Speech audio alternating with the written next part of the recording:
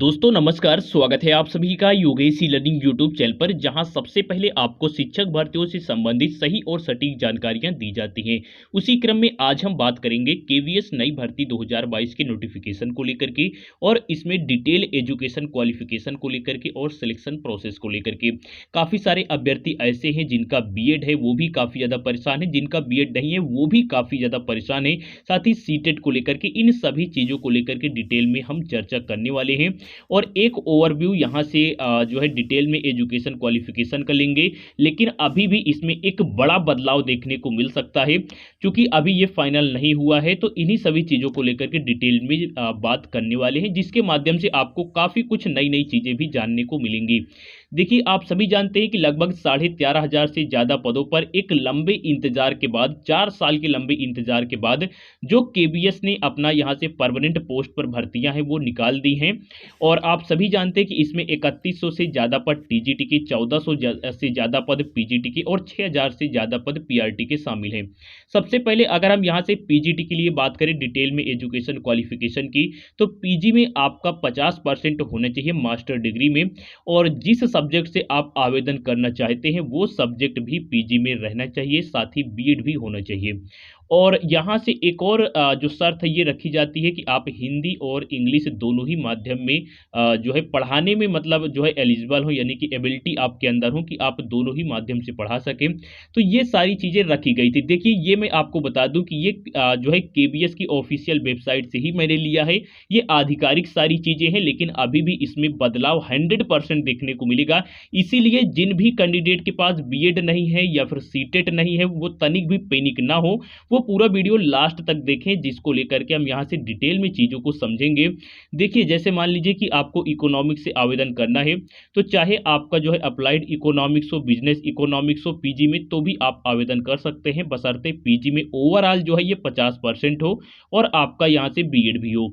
और computer science के लिए भी आपको यहाँ से जो है अलग अलग जो एलिजिबिलिटी है वो देखने को मिल जाएगी। जैसे कि आपका जो है बीई या फिर बीटेक है तो आप आवेदन कर सकते हैं, या फिर पीजी में यहाँ से जो है कई प्रकार के डिप्लोमा भी अनिवार्य किए गए हैं। जैसे कि अगर आपने एमएससी सीएस या फिर एमसीए कर रखा है तो भी आप आवेदन कर सकते हैं, या फिर इसके समकक्ष कोई अदर डिग्री है तो भी आप कंप्यूटर साइंस के लिए आवेदन कर सकते हैं।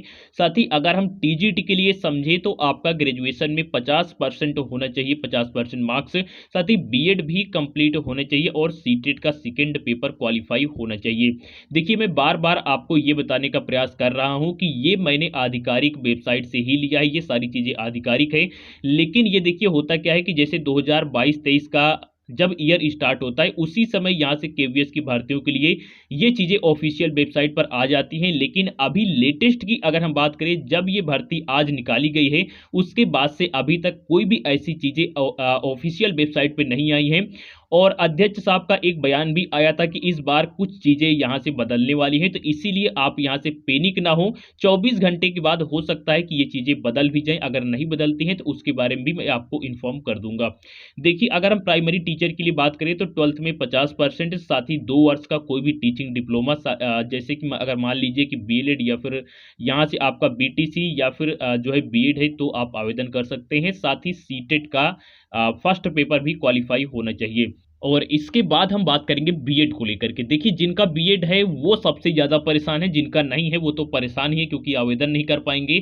और जिनका बीएड है ये भी आवेदन तो कर पाएंगे, लेकिन इनका फाइनल सिलेक्शन होगा या फिर नहीं होगा ये पूरी तरीके से सुप्रीम कोर्ट के आदेश पर ही डिपेंड होगा। ये मैं बात कर रहा हूँ केबीएस ने जो नोटिफिकेशन जारी किया है पीआरटी के लिए, उसमें ये स्पष्ट नहीं किया है।